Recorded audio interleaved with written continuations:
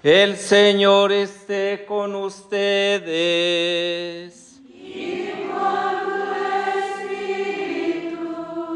Del Santo Evangelio según San Marcos. Gloria a ti, Señor.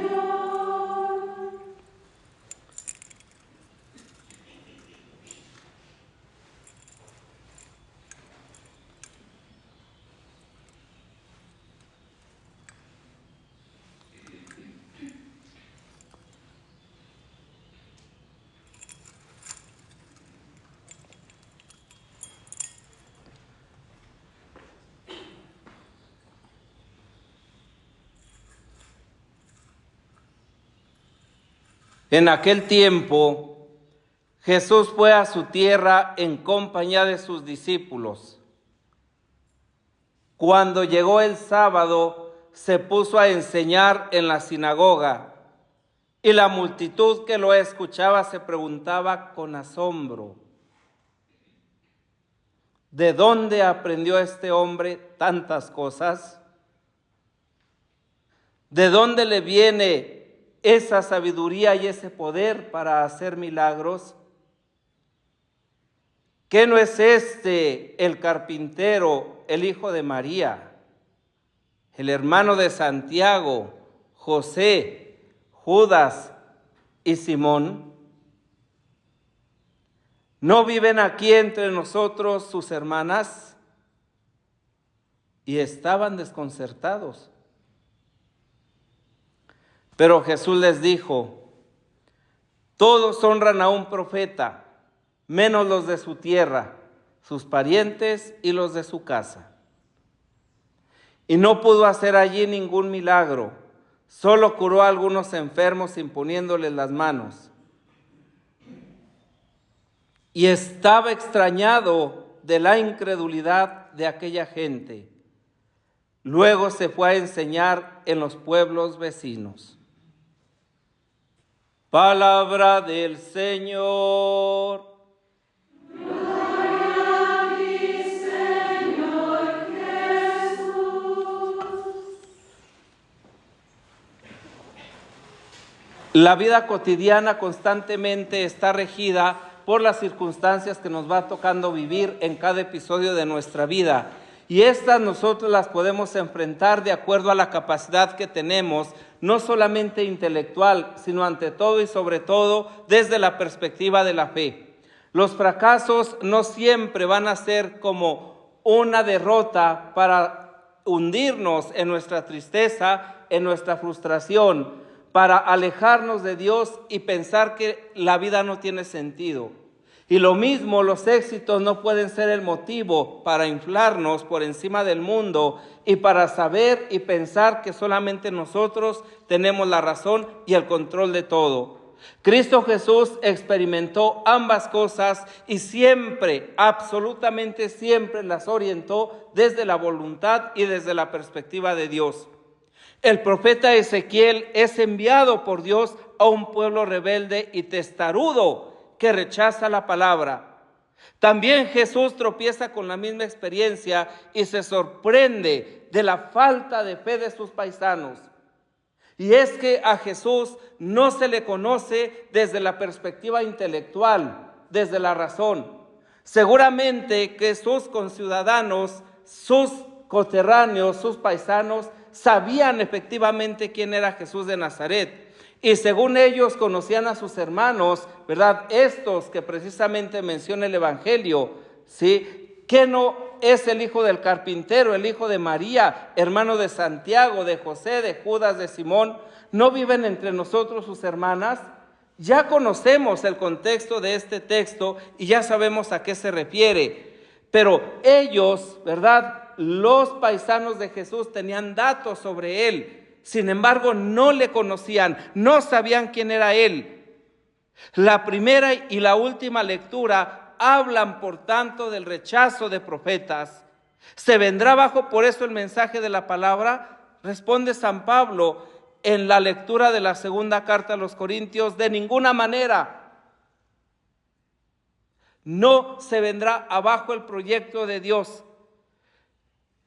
En medio de todas las dificultades, incluso de las propias debilidades, obra la fuerza y la gracia de Cristo. Y es necesario entender precisamente este texto de San Pablo. En mi debilidad se manifiesta la fuerza de Dios. ¿Por qué? Porque cuando yo me abro a la gracia de Dios, cuando yo soy capaz de vivir en fidelidad a Dios, cuando yo soy capaz de sobreponerme a mi debilidad, a mi pecado, entonces estoy siendo una persona auténticamente libre, y entonces ha triunfado la gloria de Dios en mí. De tal manera que esta gloria de Dios en mí se va a manifestar precisamente a través de el poder superar yo mis propias debilidades. Y es donde yo entiendo que por una perspectiva o una fuerza humana o meramente humana no va a ser posible llevar a cabo. Esta certeza puede ayudarnos a ponernos al servicio de la palabra de Dios con valentía. La liturgia nos ha venido mostrando en los 2 últimos domingos cómo Jesús expresaba con parábolas y con signos que la soberanía de Dios se ha hecho presente en la historia, y cómo aquellos que estaban en torno a él, inclusive los apóstoles, ¿verdad?, pues llegaban a exclamar: ¿quién es este a quien hasta el viento y el mar obedecen? ¿Quién es este, verdad, que puede tener el control precisamente de la naturaleza con una fuerza que absolutamente nadie puede controlar? Es necesario darnos cuenta, pues, cómo la presencia de Dios en medio de nuestra vida nos hace capaces de poder generar una fuerza salvadora, que es la fuerza del reino de Dios en medio de nosotros. Esa presencia de Jesús, esa llegada del reino, esa dilatación de este reino, que nos hace capaces de entender y de comprender que solamente estando en sintonía con el Espíritu de Dios podemos verdaderamente entender quién es Jesús. La vida de cualquier persona está siempre tejida de éxitos y de fracasos, más o menos relevantes. Unas veces prevalecen los éxitos, y cuando es así nos sentimos bendecidos por Dios, alegres, contentos, podemos cantar, podemos salmodiar, podemos elevar himnos y cánticos a Dios nuestro Padre, ¿sí? Pero otras veces nos visitan los fracasos, y en este caso, desafortunadamente, muchas veces pensamos o que Dios se ha olvidado de nosotros o que nos está castigando por tal o cual cosa. En este caso, en todo caso, hay que saber acoger los éxitos no con arrogancia, sino con humildad y actitud de servicio, dando gloria a nuestro Padre que está en el cielo y que hace posible que verdaderamente los proyectos y los planes que emprendemos siempre lleguen a un final feliz. ¿Por qué? Porque es Dios el que está actuando a través de nosotros y porque nosotros somos capaces de dejarle actuar en nuestra vida. Es fundamental darnos cuenta, pues, ¿verdad?, que por otra parte, saber asumir los fracasos no con ánimo derrotista ni como castigo, sino con fortaleza de espíritu y superación y esperanza, como esas grandes oportunidades que el Señor pone en nuestro camino, o bien para incrementar nuestra fidelidad, o bien para incrementar nuestra caridad, o bien para que nuestra humildad verdaderamente sea auténtica y no falsa. Es decir, en ambos casos el Señor nos desenmascara. Jesús tuvo grandes éxitos en su vida pública. El entusiasmo de la gente por él fue tal que no tenía tiempo ni para comer. La multitud lo seguía, la multitud estaba en torno a él, pero en ningún momento se envaneció con el éxito. No pocas veces tuvo que alejarse de la vorágine de la gloria humana y buscar sosiego en la soledad, en la oración. Alejarse, retirarse para estar en sintonía, en relación con su Padre, aún en medio de la noche, aún prolongando esa experiencia de Dios, aún siendo consciente de que estaba en la presencia de su Padre, precisamente para redirigir a Él todas las acciones, para no apropiarse absolutamente nada. Pero a Jesús le tocó también probar la amargura del fracaso, del dolor, del sufrimiento, inclusive del rechazo.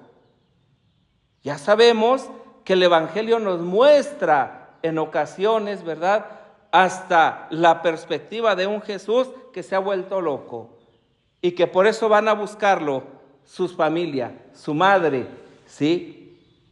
Es entonces cuando verdaderamente el Evangelio de hoy nos recuerda un fracaso que le dolió especialmente por provenir de sus paisanos. No le conocían, no sabían quién era él. Ocurrió en la sinagoga de Nazaret. La gente desconfió de él y de su enseñanza. ¿Cuántas veces no dijeron, este está endemoniado? A pesar de manifestar solamente las obras de Dios. La gente desconfió de él, de su enseñanza. Era ciertamente un mensaje novedoso que jamás habían oído hasta entonces. Este hombre hablaba como quien tiene autoridad. Este hombre hacía que el mar y el viento le obedecieran.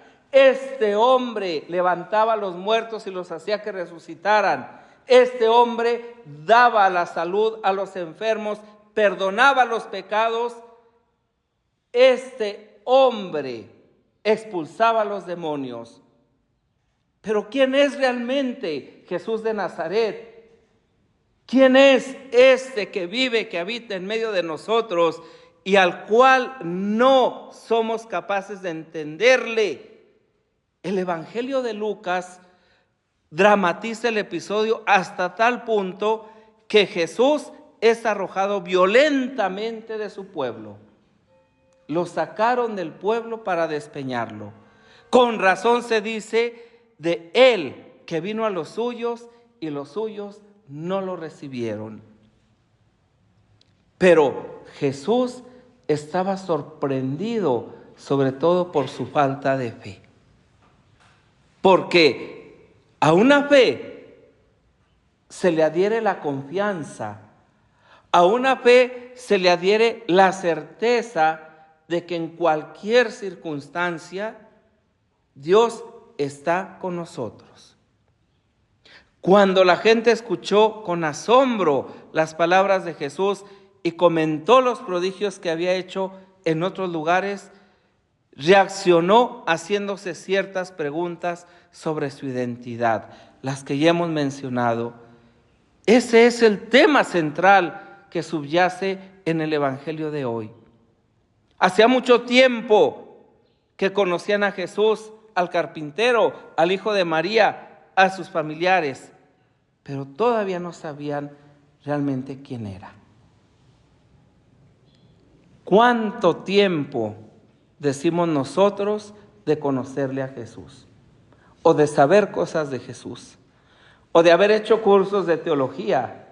O de haber hecho cursos de filosofía. O de haber hecho cursos de psicología. O de lo que sea. ¿Cuánto sabemos de Jesús? ¿Realmente le reconocemos? ¿Sabemos quién es? ¿Tiene una influencia tal y absoluta en mi vida que toda ella sea regida por su voluntad? ¿Confío verdaderamente en este Dios que me ha amado primero? ¿O solamente conozco datos, fechas, lugares por la geografía que he estudiado, de que se habla de un tal Jesús de Nazaret, al cual según yo le he dado mi vida, pero que al final queda totalmente fuera de ella, porque las decisiones las tomo yo y solamente yo? Jesús se sintió sorprendido y apenado por su falta de fe.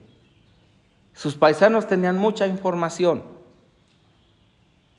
sí, pero no habían sabido ni podido penetrar todavía en el misterio profundo de la identidad plena y absoluta de Jesús. Qué triste será que nosotros nos llenemos la cabeza de conceptos, que nos rijamos por unas leyes y no nos encontremos con Cristo Jesús. En esa relación verdadera, auténtica, íntima, que transforma, que convierte, que libera y que da alegría y esperanza. Si no nos hemos encontrado con Él, que no nos extrañe que el día de mañana no sepamos ni siquiera hacia dónde vamos. Que no nos extrañe ni siquiera el que dejemos nuestra vocación a un lado y hagamos nuestra propia vida sin ella y sin Jesús. Porque esto es precisamente lo que acontece a todos los que no le han conocido. El rechazo neto. El fracaso de Nazaret no amedrentó a Jesús, sino que siguió enseñando en otras aldeas. Porque el evangelio del reino debe seguirse propagando en todos los tiempos y en cualquier circunstancia. Y el rechazo y el desconocimiento es el signo precisamente de que se va por buen camino. El fracaso no siempre lleva consigo la erradicación del plan y del proyecto del reino, sino que es necesario reorientarlo desde la perspectiva de Jesús. Y entonces sí, podemos caminar presurosos, podemos vivir en una experiencia de Dios y podemos tener la certeza de que no solamente le conocemos, sino de que Él está realmente en nuestra vida y le da sentido a la misma. Pidamos al Señor por la intercesión de la Santísima Virgen María que nos conceda la gracia de acoger a este Jesús que irrumpe nuestra vida, la convierte de una manera totalmente distinta desde la perspectiva del Evangelio y nos invita a ser testigos del amor y de la misericordia de Dios a través del anuncio alegre y eficaz del reino.